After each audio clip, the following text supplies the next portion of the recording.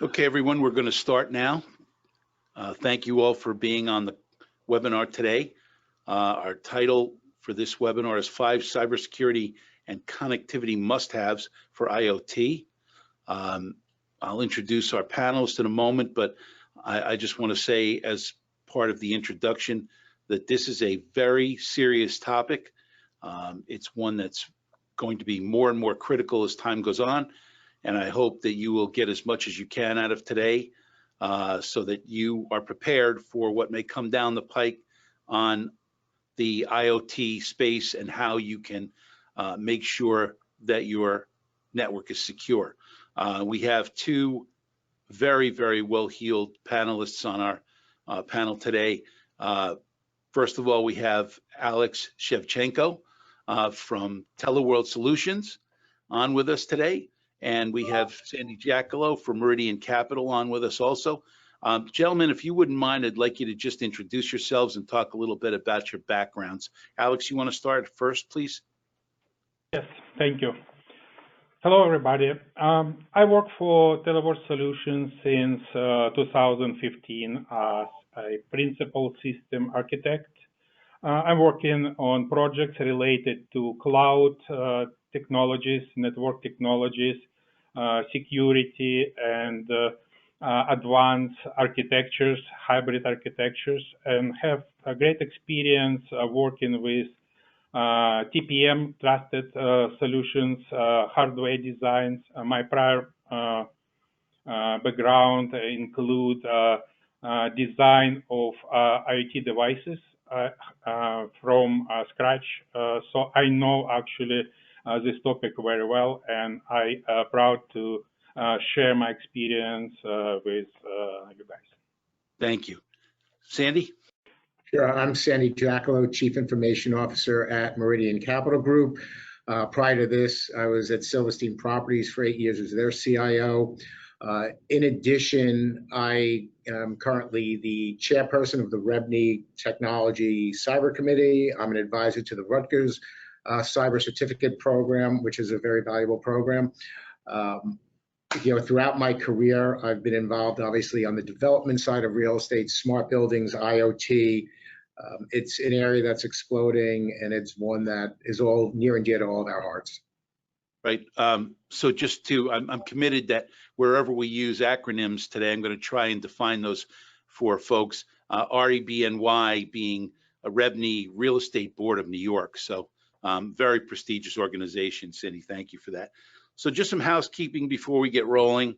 Time permitting, we will answer questions during the webinar at the end of the session today.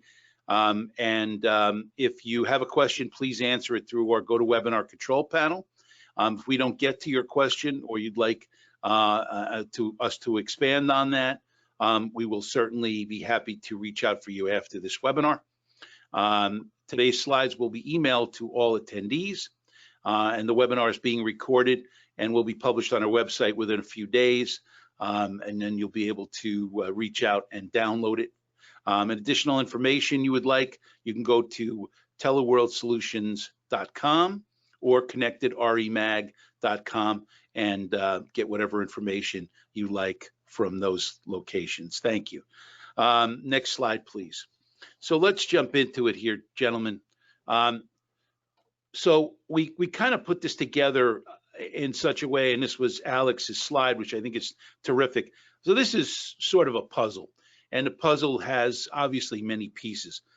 Excuse me. But Alex, why don't you start us with the overall topic for today and what we're talking about and how these pieces fit? Yes, Rich. Let me start. We are at the dawn of the IT revolution today. As billions of IT devices are connected to our networks, and this number grows every day. Smart heating and cooling systems, smart appliances, security cameras, smart door locks, and many other devices can save time, money, and improve quality of life. But at the same time, IoT devices and systems create huge security risks. hackers' access to smart home can be worse than compromising a social security number. With access to home devices as, say, smart power outlet or heating system, a hacker can damage property and create great threats to people's lives. Are we ready for this revolution? I will talk today about 5 important things to improve IoT security. These topics include IoT device protection, encryption, authentication, integrity check, and security policy enforcement.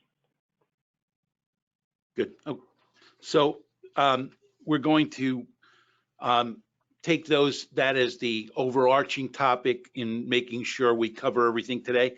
And so, Alex, let's start with mitigate device-related risks and how that fits into the puzzle here. And then we'd like to talk to Sandy about the real-world issues as he's seen after you go into this. Okay. IT device security challenges include lack of proper testing and updates, weak or default passwords, not encrypted communications, or use of vulnerable encryption protocols. A lot of outdated devices sold from Amazon today with lack of security. So therefore, first risk mitigation step is strong risk assessment. Review your security controls. Perform vulnerability and penetration tests. Evaluate the risk and create a remediation plan, including update and patch management. If you're designing new IoT systems or redesigning current one, that's useful tips for this will be isolation. Isolate IT devices from your corporate network and internet, if possible. For isolation, you can use, for example, a virtual LAN technologies, a separate physical network, and a virtual private network to create tunnel to your services through internet. I strongly advise you to use firewall and intrusion detection system, intrusion prevention systems to detect and prevent intrusion. We are using Cisco solutions, which we found very efficient, as for example, IPS service receives new policy, rules, and attack signatures every 2 hours, for example, to keep security always up to date. That's just one example of firewall use. And the final step is daily security management. I advise you to find professional partner to manage your security needs. They can help with threat management, provide incident response, provide support and maintenance of security controls and your IoT devices. As Teleport Solution, we have great experience providing such services and having great knowledge and great results. So that's great. Thank you, Alex. So Sandy, I recall the time that you and I were at a trade show together in LA, and a guy with an IoT device company came up and started talking to us, and you began to ask questions exactly in this realm. So talk us through the practical approach to this and what this is all about from a device mitigation risk point of view. Sure, Rich, thank you. And I guess to start off with, to mitigate risk, you actually need to understand what your risk is. And for IoT devices, it really still is the wild, wild west. There are no guidelines, no regulations. It's all out there for everybody. And I guess before you think about buying any IoT device, and that could be off of Amazon, like Alex said, or something for a smart building, you've got to ask a few simple questions to start off with. One, does the manufacturer provide regular software and firmware updates that you can install?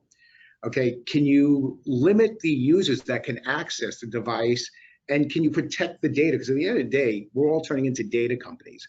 And if you think about it, a lot of companies are starting to use voice activated assistants. And I know at Meridian Capital, we've done that where it's a rate app. You can ask all information. Well, these are all Internet of Things devices that we're now starting to give to our clients. And now they want to become part of our network. And then as a CIO and somebody who is responsible for networks throughout the country, you have to think about how to keep these off of your network. So first and foremost, some simple networking and Wi-Fi. Create a separate SSID, which is basically a separate wireless network to put that traffic on versus your corporate network. From a networking side, create a separate VLAN or virtual local area network to put the traffic on, so that this way, if the device gets compromised, it's not going to impact your network and it's not going to impact the traffic that you've got and be able to pierce and see other information that it shouldn't.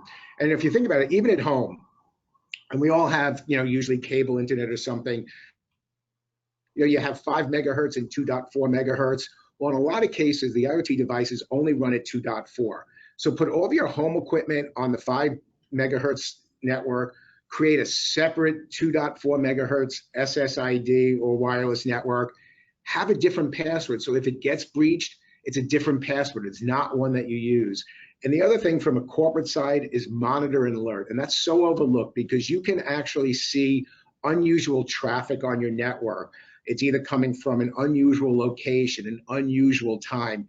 These could all be signs of somebody starting to sniff around your network that's looking for an exposure and a vulnerability that could be a prelude to a much larger attack.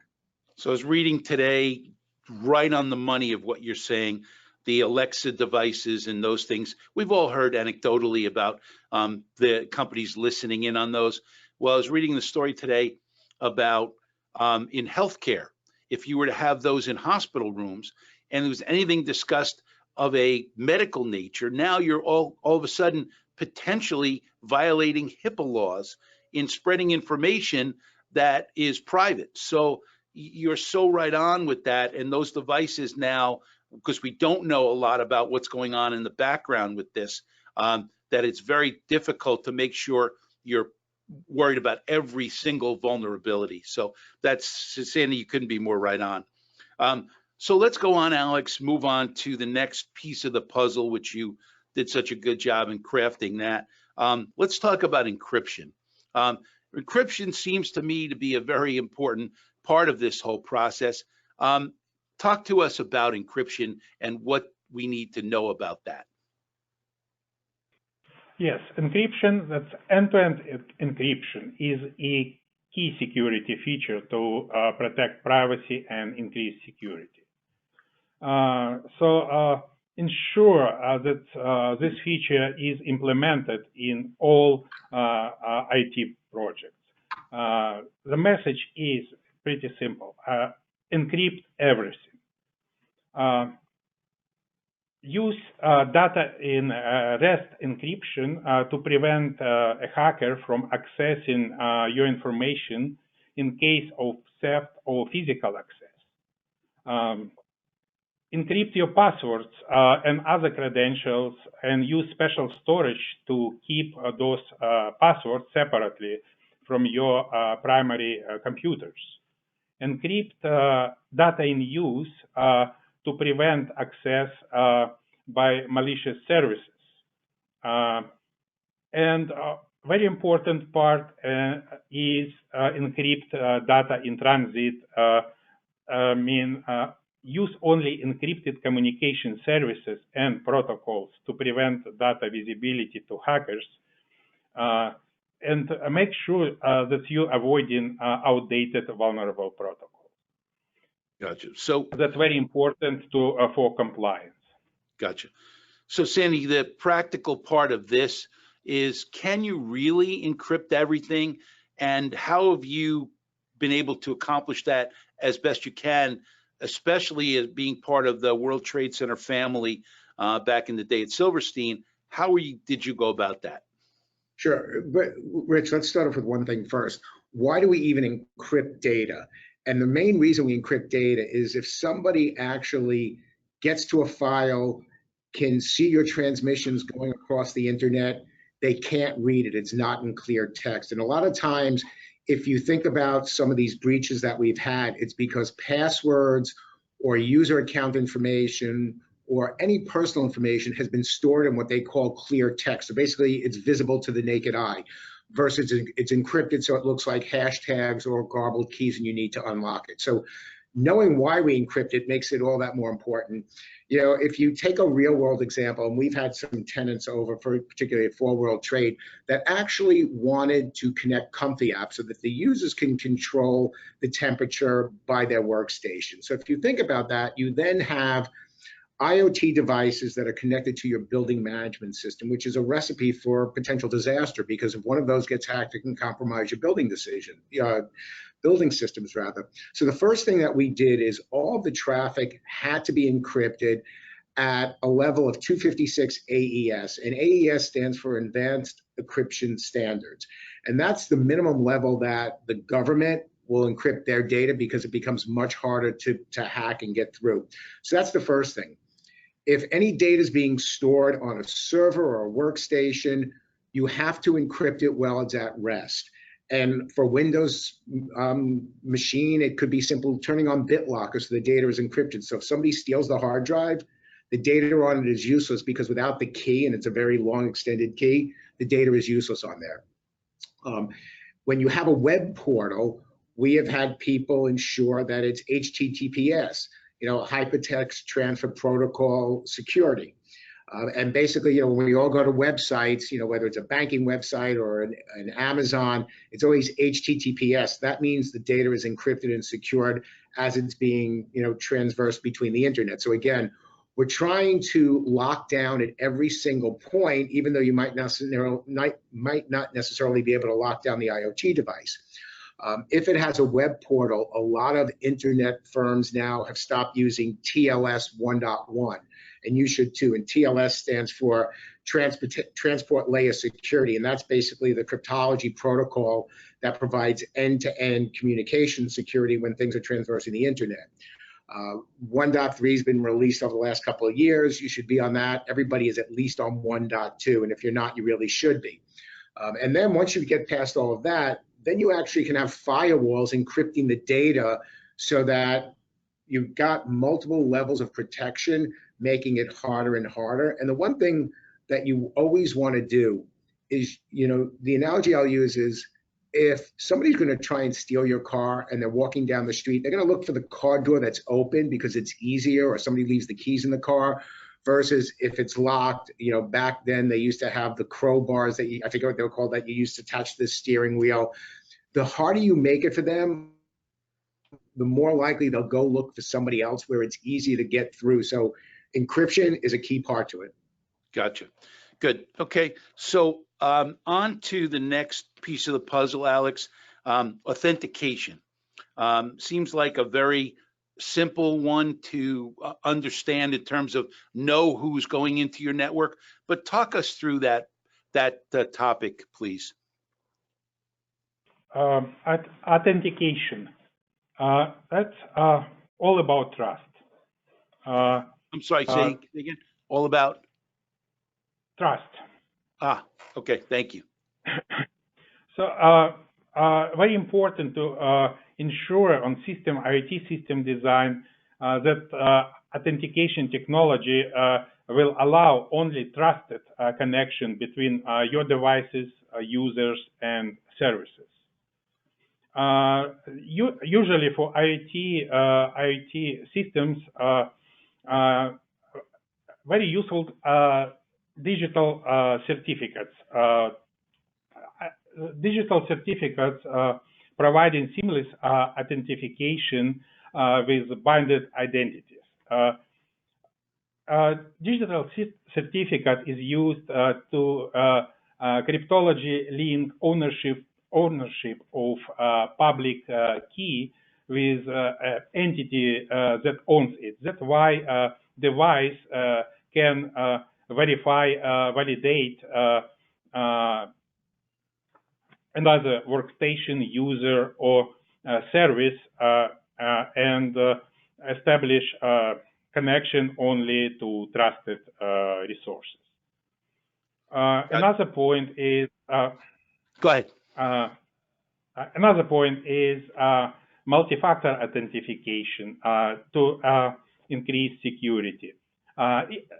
This technology, multi-factor authentication, can protect your system, for example, in case of password theft. Knowing just your password, a hacker will not be able to get access if you have another authentication method in place. Sorry.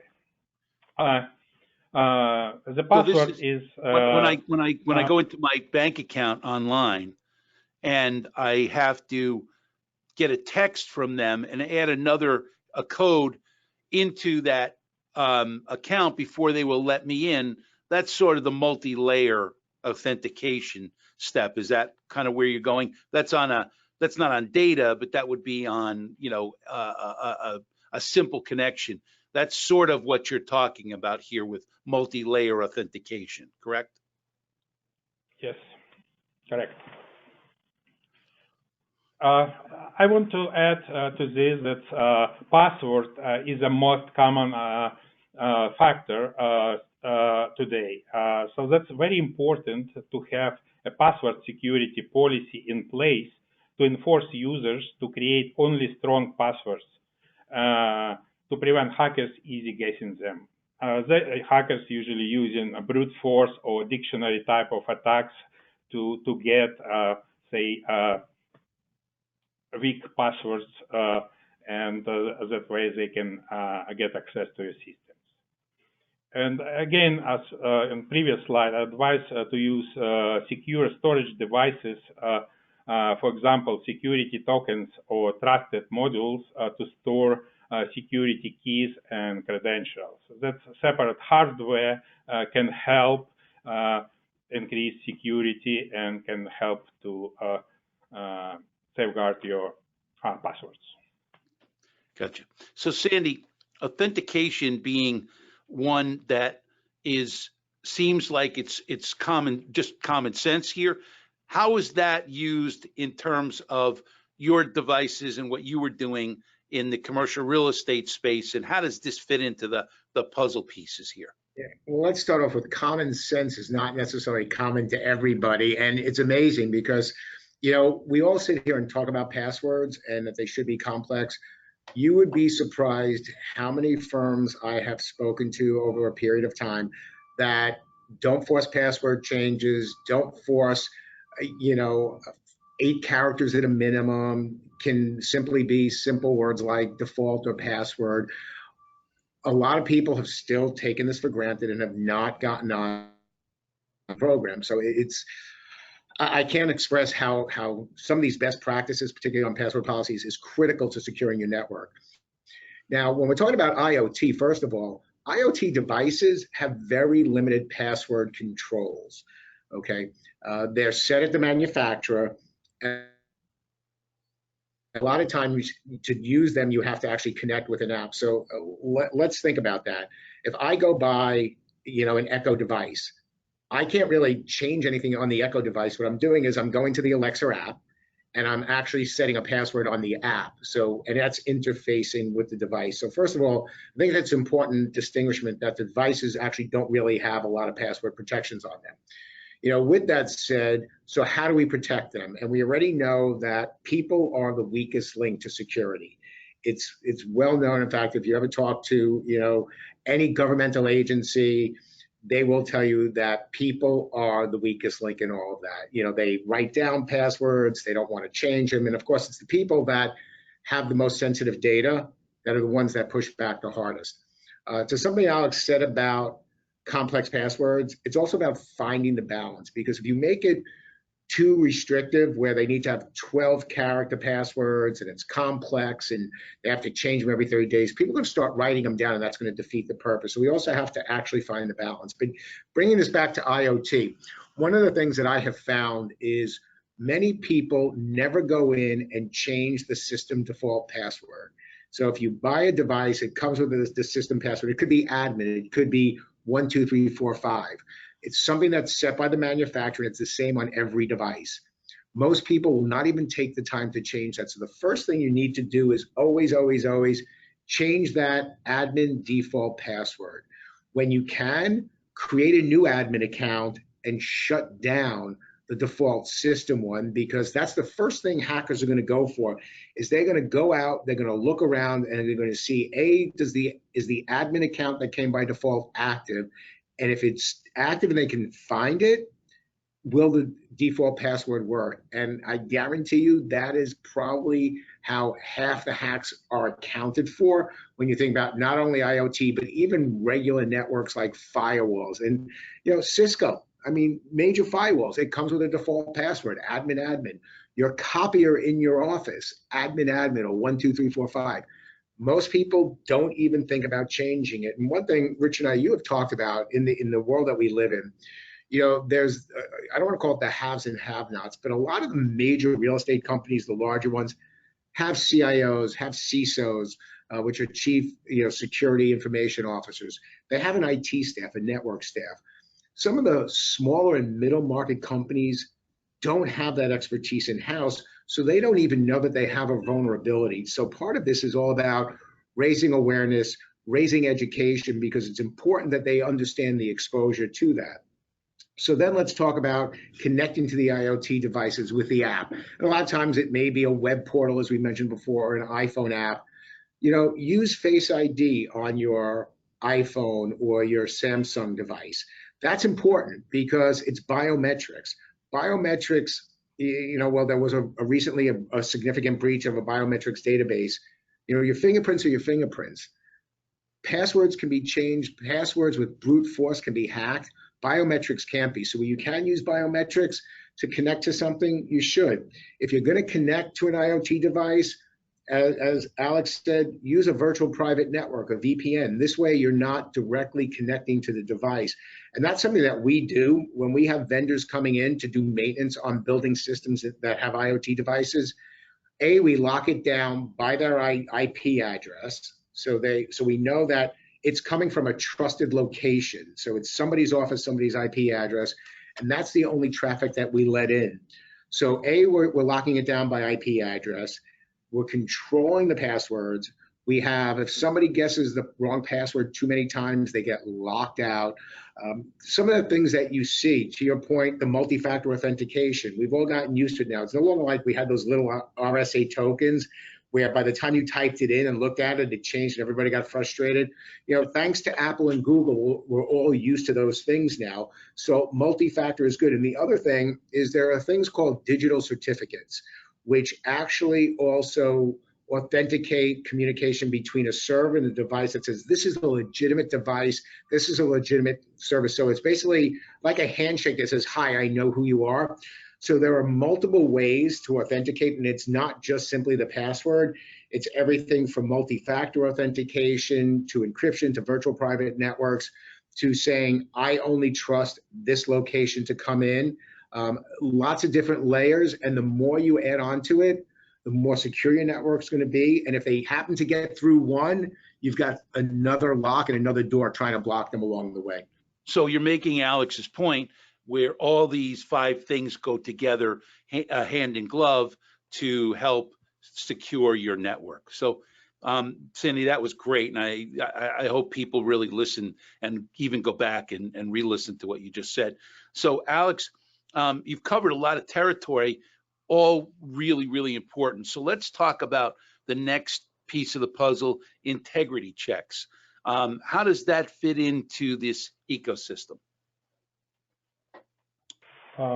Many IoT devices use open source code, which can be modified by hacker because hacker can access it easily. A hacker can inject own Trojan software or open backdoor for his remote access, and this malicious firmware can be placed to fake website and introduced to user as device update or new firmware. So hacker can simply send email with link and say, okay, just download and install it. So integrity check technology can ensure the integrity of any software code to prevent software modification by hackers. Another step is use secure boot technology to prevent device from starting modified or damaged software. Secure boot using integrity check during boot process to verify software and make sure it's okay.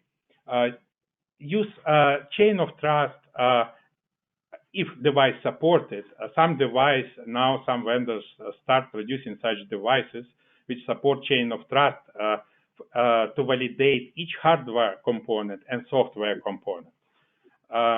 Next part is validation of all updates and security patches.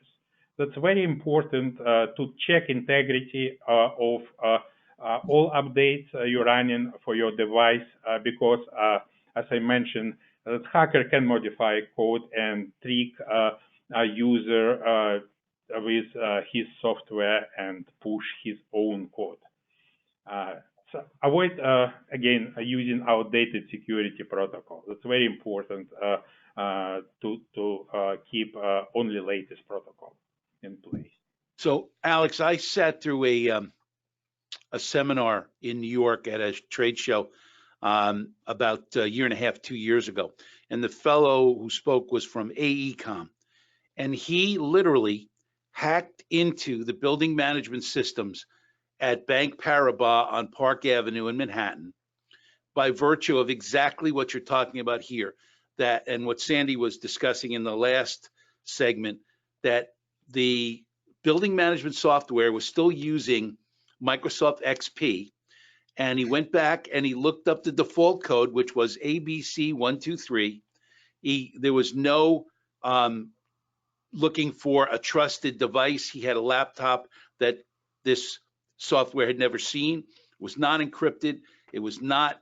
There was no integrity check. Basically, he was into the building management system. Obviously, he didn't do anything or mess with anything while he was in there.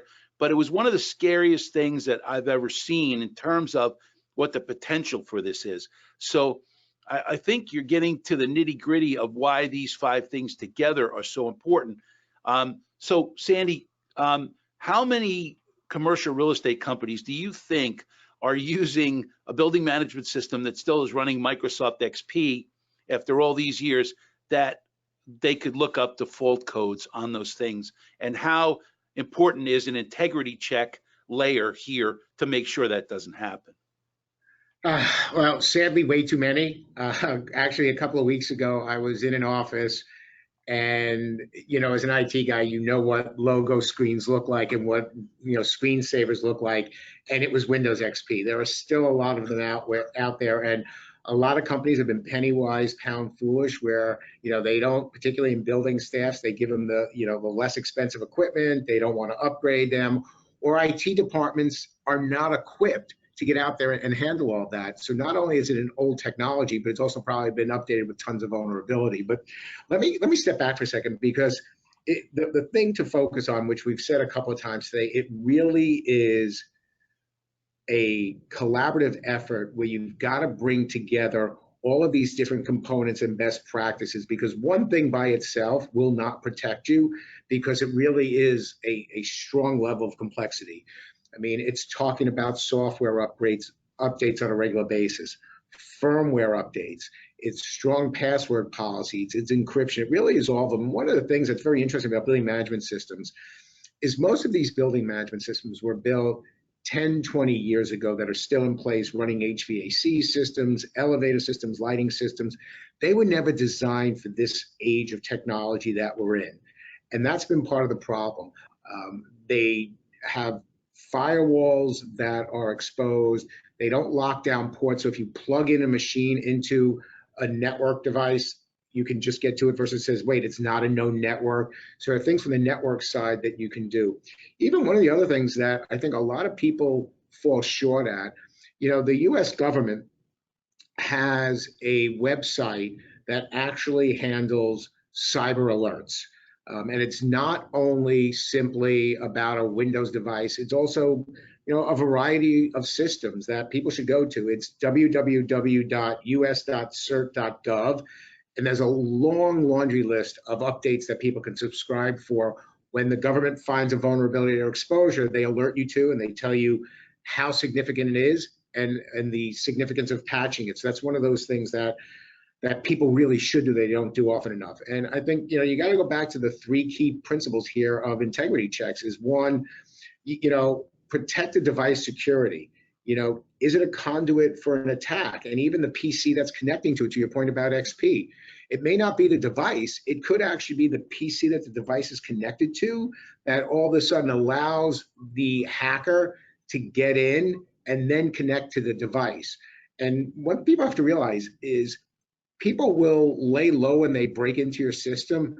They'll, just sit around, they'll look around to see what's going on, understand traffic. So they could be there on average for 6 months before they actually prepare an attack, thinking about it so that you don't know. And by that point, it's way too late. Protect the security of the data, particularly if it's personal data or corporate data. Most of us, our data is our biggest corporate asset. Protecting that through encryption, as we mentioned, and privacy policies. I mean, there's a lot of sensitive, confidential information that we all have, whether it's tax returns on a building with social security numbers or federal ID numbers, HR departments with health information and all those types of records. So you really have to focus on those, not only those three key principles, but really on a wide variety of prevention measures. Because I will tell you, by the way, if a device comes pre-infected, where there's something on the motherboard, all the integrity checks in the world will not pick it up. It could sit there for a long, long time. It triggers something that you then realize, wait, we're under attack. And by that point, it's way too late because the attack has already done its damage and it's spread its tentacles out. There is one of the biggest dichotomies as we talk about Internet of Things is a lot of the security systems that we all employ in our building have parts that are manufactured in China. And think about that. And, we have no control over what comes in and what's going in. So those are other things that we have to do to just be, constantly vigilant to what's going on, what we're deploying, how it's being connected, and really constantly, test things and be vigilant. So, thank you. That was, very important information for this subject, and I appreciate that. So, Alex, back to you. So this is kind of where I think you're really shining and putting these slides together here was the security policy enforcement. So, we've all worked together with folks in lots of companies, and good old Joey is moving on to another job somewhere, and he resigns his position, and it's good old Joey. So we're not going to grab his keys and get his passwords and take his laptop this minute because it's good old Joey. So we have to, I believe this is your slide here, is talking about these policies and procedures and making sure they're written and making sure they're followed. So can you talk us through this terrific slide, please? Yes, I completely agree with you, Rich. So surprisingly, more than 60% of successful attacks today and data theft came from insiders and former employees. And that's because it's a lack of policy enforcement or a lack of knowledge. If fired employee still has access to the system, it's really hard to prevent him to do bad things. That's why security policy in place and policy enforcement mechanism is very important. Let's talk about security policy itself. The security policy is a document outlining how to protect the company from threats, including computer security too, and how to handle situation when something bad happens. And remember that a policy that doesn't have an enforcement mechanism doesn't exist. So you can write as many pages as you want, but if you don't have enforcement mechanism, so policy will not work. And I agree with Sandy. He mentioned that IT deployment is only as secure as the human being who operated.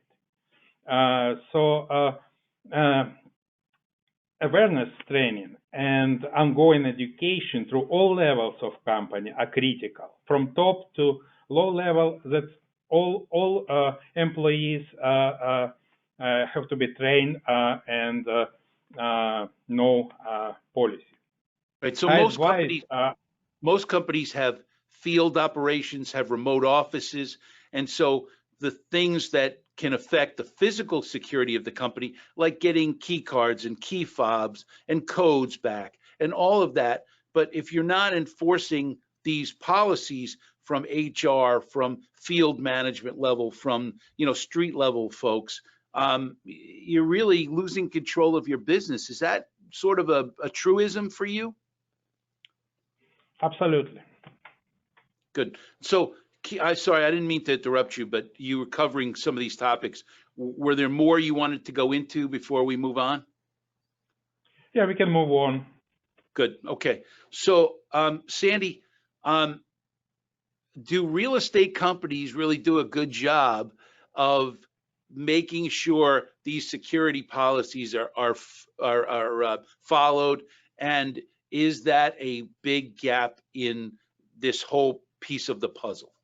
It's really a mixed bag, Rich. You have certain companies that are public companies that have to follow these guidelines and these regulations and have policies in place and certify. Even when, and a lot of larger companies will have risk management policies, which we haven't talked about for cyber insurance. You have to certify the practices that you have in place.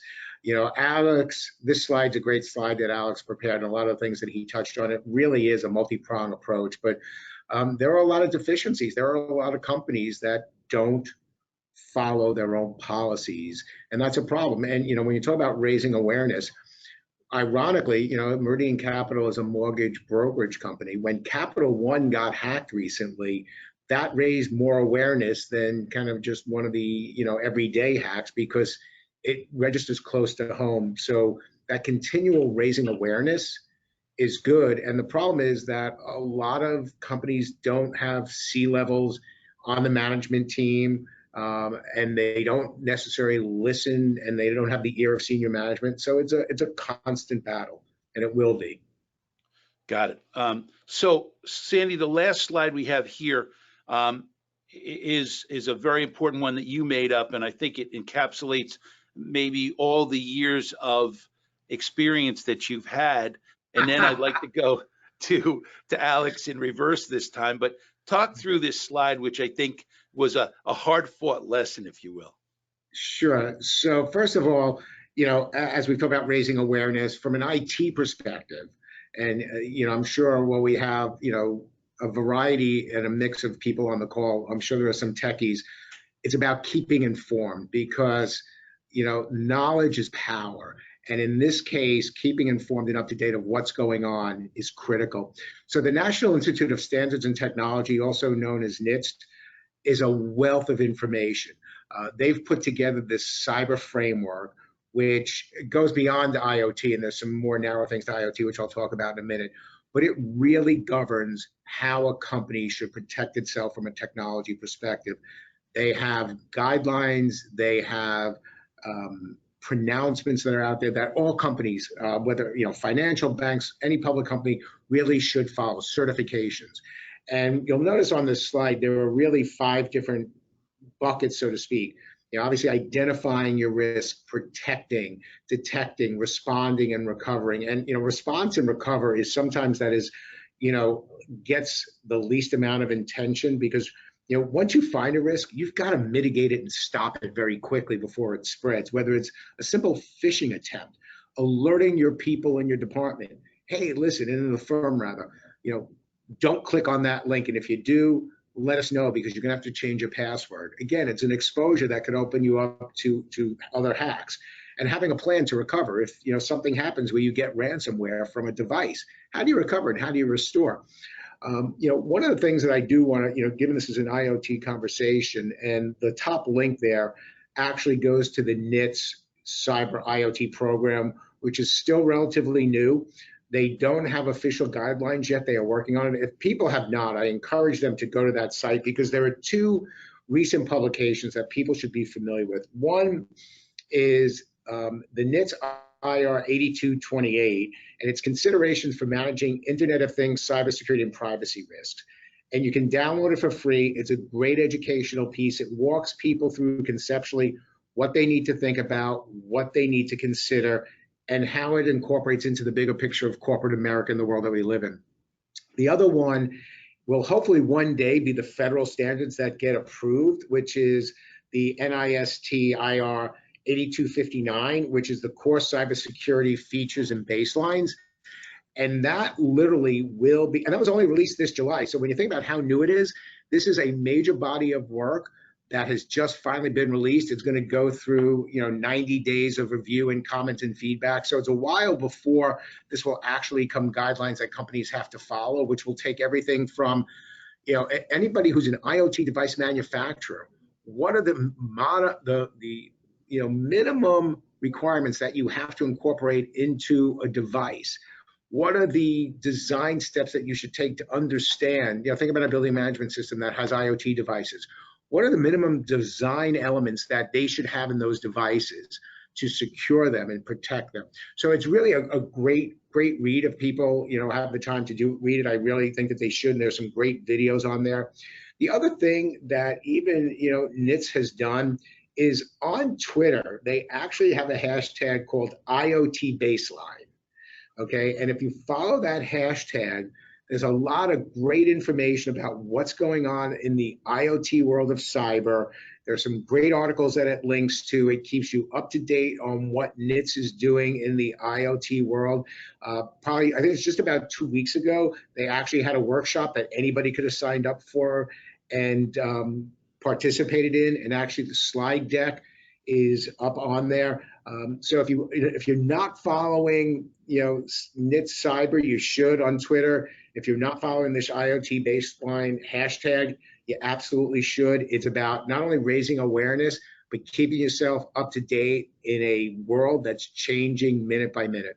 Got it. Sandy, that was really great advice. So I'd like to move over to Alex and ask a question that was sent through to us, Alex, which I think is a good one.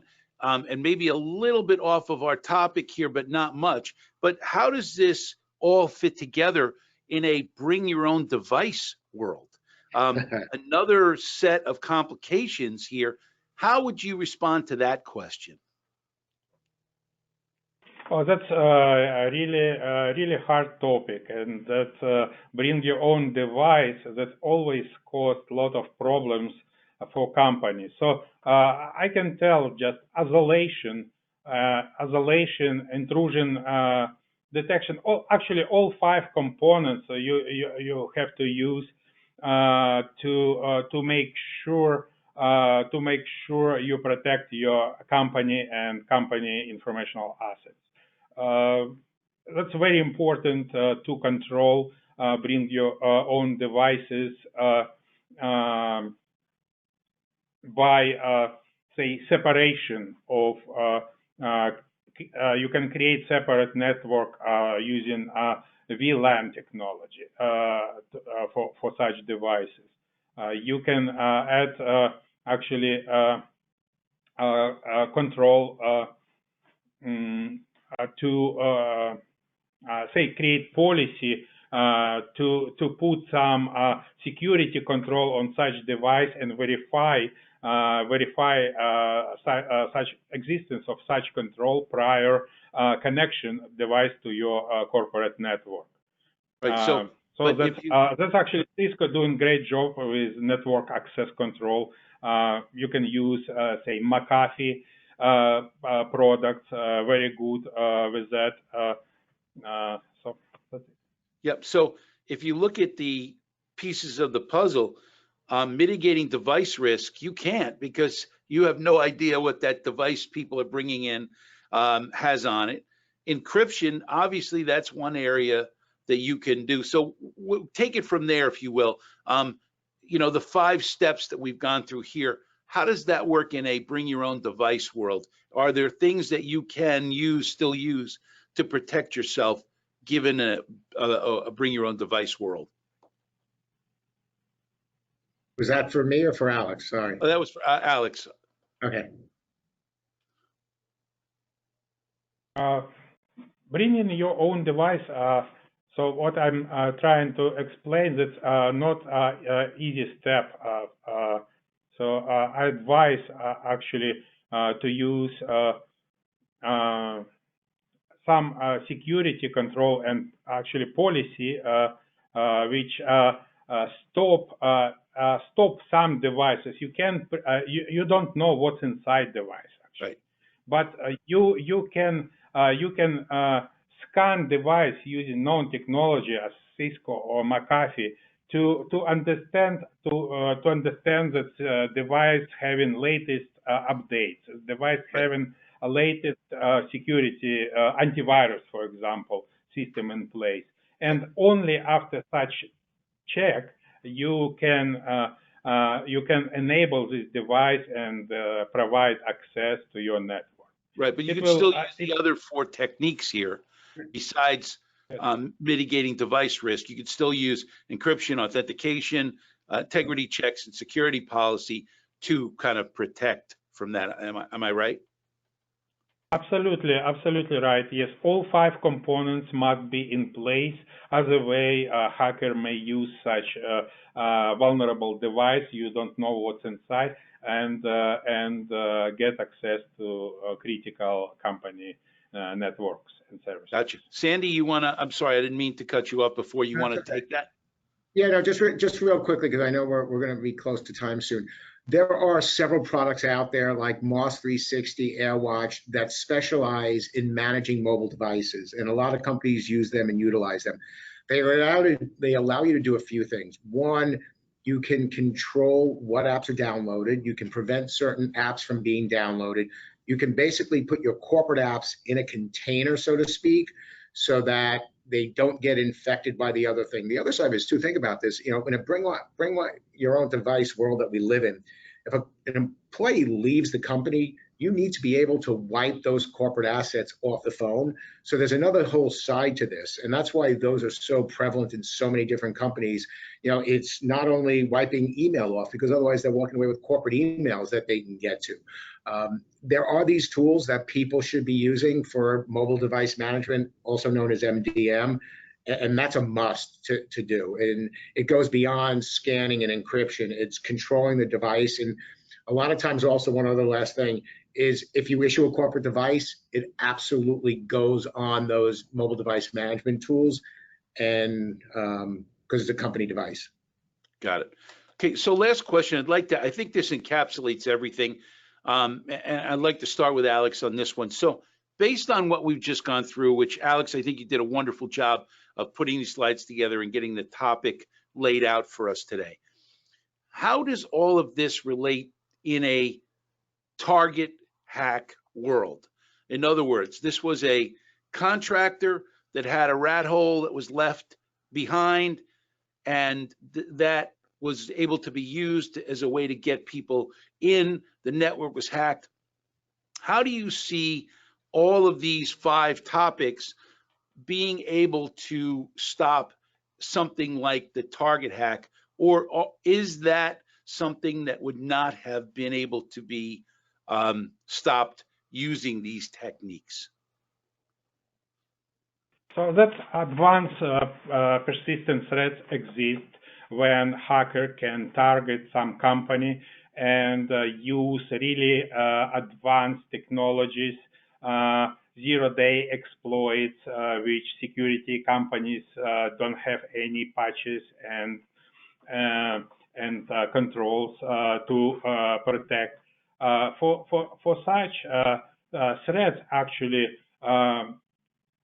intrusion detection and prevention system with, say, that's more than what artificial intelligence like analysis can help just detect something unusual happening on your network and actually prevent some activity, for example, detect traffic from your company to China or to another countries which you don't actually know those locations.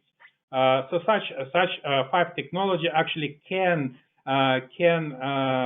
make hackers' life harder, but I can't guarantee that you not got So hacked. vulnerable. That's never-ending war between hackers and security companies. So every day hackers inventing new methods and tools, and every day security companies just detecting such new technologies and creating new, say, security controls, adding new signatures to databases, etc. So that's a never-ending story. But I believe that those 5 steps, and thanks, Sandy, that's actually a great resource you provide. NIST just recommendation that if follow all those instructions and follow actually to be aware of latest security threats, so that it will significantly reduce your risk to lose information. Gotcha. Well, And gentlemen, we are out of time, but I want to thank you very much for the information. I think that anybody who is listening in, who's in the commercial real estate space in any related way, had a lot to learn today from both of you, and I thank you for that. Sandy, I hope the internship goes well and your career continues to prosper from here. Thank you so much, Alex, for being on today. I neglected to introduce myself at the beginning of this, but I'm Rich Berliner from Connected Real Estate Magazine, and I want to thank everybody who was on the call today. And again, thank you too for being here with us. Great information that you passed around, and thank you both. Thank you, Rich. Great job, Alex. thank you, guys.